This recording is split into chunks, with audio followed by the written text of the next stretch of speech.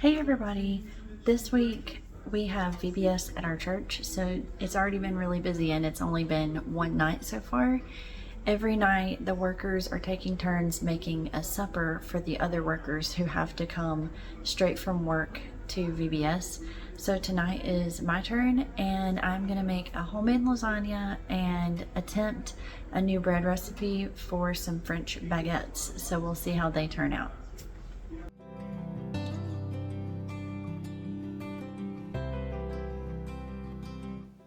I like to use a digital thermometer when I'm making bread because I don't like to just guess that the heat of the milk or the water is right. I like to try to know that it's right. So usually I look for it to get around between 110 and 115, and so far I think that does really good.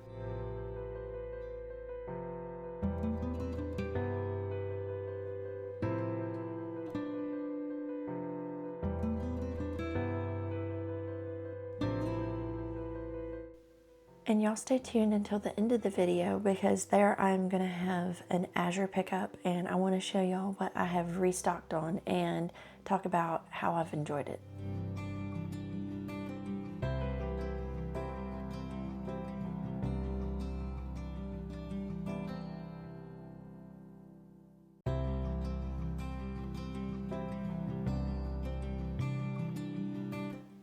I had a decently big crowd that I was feeding that night, so I made 2 lasagnas and then this French baguette recipe made 4, and we ate a little, well, we ate about 2 and 3/4. So later the next day we ate almost the entire other one between my kids and me because they aren't very big, and I thought that they were delicious. And we also had some leftover lasagna, so that's what we had for lunch the next day.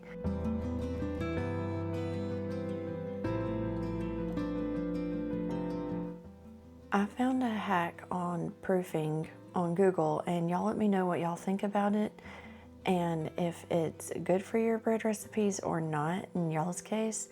But I have used it twice and it seems to work pretty good, I think. So you take a glass of water and you heat it up in your microwave, and then you cover your bread dough and then stick that in the microwave for the amount of time that it says that it needs to proof.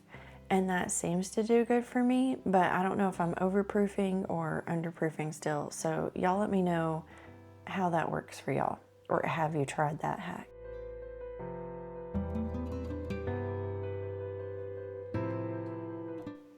While the bread was proofing, I did go ahead and get my lasagna started.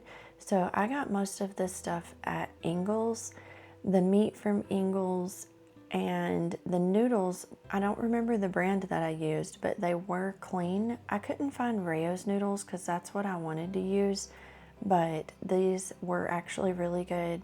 The sauce was clean. It's very good. We've had their pizza sauce before, so I was pretty sure the marinara would be good, and it was. And then we have cottage cheese, eggs, and mozzarella cheese. This mozzarella cheese isn't the one that I get from Azure, and I actually do have some mozzarella cheese from Azure, but I accidentally left it at our church at the fellowship building. So I didn't have time to go all the way to the fellowship building, so I just grabbed some from Ingles, and this cheese is really good too.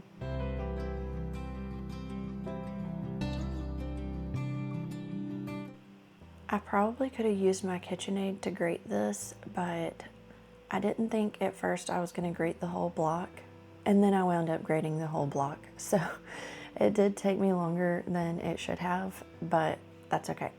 So here I'm just getting everything set out and ready. I did double this. I put 4 eggs. It was only supposed to be 2, and I put more cottage cheese as well because I knew I was going to make 2 lasagnas.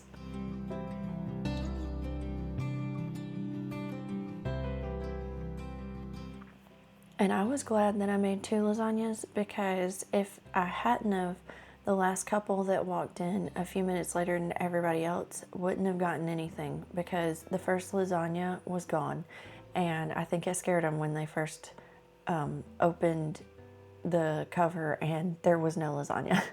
So I had to tell them there's another lasagna sitting right behind it, so don't worry. This recipe for lasagna is super simple. So you just have your cottage cheese mixed in with your eggs. You can buy your marinara sauce. You've got mozzarella cheese, and you've got the meat and the noodles. And then you just layer them accordingly, and then it ends with the mozzarella cheese. And stick it in the oven, 350, I believe it's 45 minutes. And it is so delicious. I know you can freeze this recipe as well, and also it is great as a leftover. I'm showing y'all here how you layer it, so if you wanted to try it at home, you could. And also, you do cover it with aluminum foil when you go to bake it.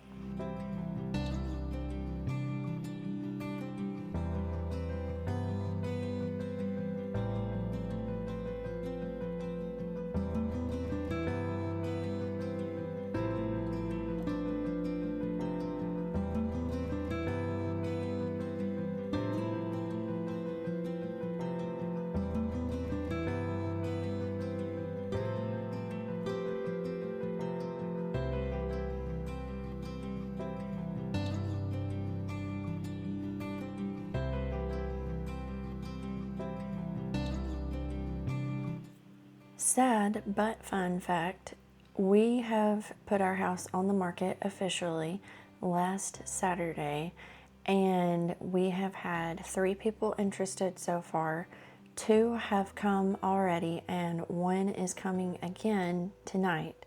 So this was on Tuesday night. We had somebody coming on Tuesday night, and I didn't want my house to smell like lasagna. So I actually asked my mom if I could put my lasagnas together at my house and then bring them to come bake at her house, because she lives about 10 minutes from me and she actually lives closer to the church. So she was sweet and she let me bake my lasagnas in her oven, and then I just picked them up on my way to church. So I do not have a picture of the end result of the full lasagna because I forgot to get one at church. But I do have a bowl from the leftovers the next day that I will be showing y'all after a while, and you can see how delicious it looks as the next day, and it was just as good as it looked.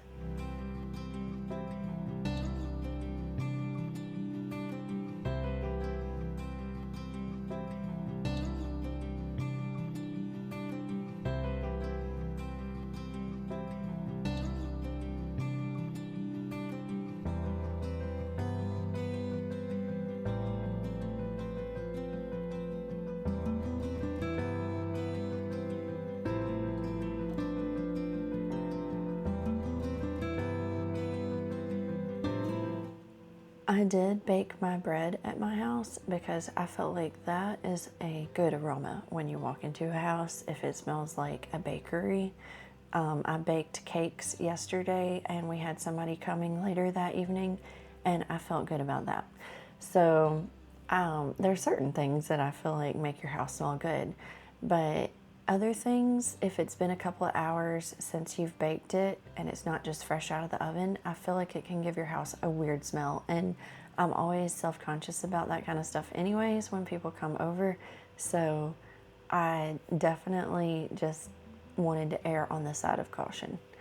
So here I was literally just not sure because they looked a little funny, and I was like, did they rise enough? But I believe they did. They had risen a little bit more once they had their second proofing, as you can kind of see. And I feel like they turned out really good. It was a really simple recipe. I just found it on Pinterest, and I did save it because it seemed to pair really nice with the lasagna.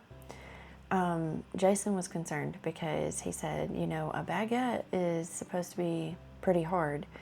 See, at first I was going to do a French loaf, but I did not start the bread recipe in time to do a French loaf and have time for it to proof and me bake it. So then I went to this recipe, and I did know that it could be a little bit harder bread, but I felt like that would pair good with lasagna, so you could scoop some lasagna onto your bread and eat it that way. And it did. It was so good. Look at that, y'all. Alright, so I did get some chocolate chips. I still have a good amount, but I feel like that'll be good to have if I ever need to make a lot of cookies or something. I've got baking powder and active dry yeast. I still have some of both of these, but they are running low, so I just wanted to go ahead and get some more. And I also bought this, let's see, it is a 10-pound bag of all-purpose flour. I still have some from my big, I believe it's a 25-pound bag, but last time I ran out before the next order, and so this time I was like, I'll have an extra just in case. So I have all of this. I also have a thing of cheese, and I also bought some of the molasses roll of cookies. I have already eaten all of the oatmeal raisin, and it was so good. So I'm gonna end the video here, and I hope that y'all enjoyed today's video. If you did, please give me a like and subscribe, and I will see y'all next week. Bye.